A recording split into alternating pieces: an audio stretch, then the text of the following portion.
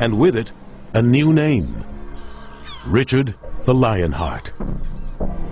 The Third Crusade could now advance to Jerusalem to recapture the Holy City. But first, Richard had to deal with the thousands of hostages. He issued an ultimatum to Saladin. The men would be released in return for a ransom of 200,000 gold pieces and the return of the relic of the True Cross.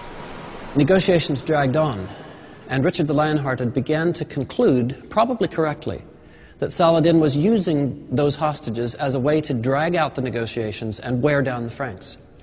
Richard became increasingly frustrated, and eventually he did something that some people have considered a war crime, and that he was criticized for at the time.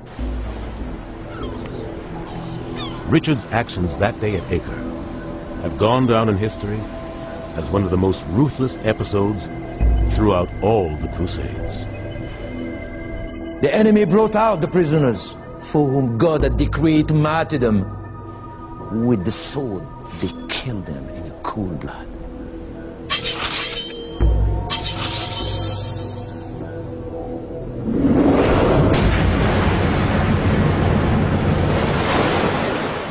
The massacre of the Muslim prisoners that were taken in Acre is still talked about. It was a very brutal episode.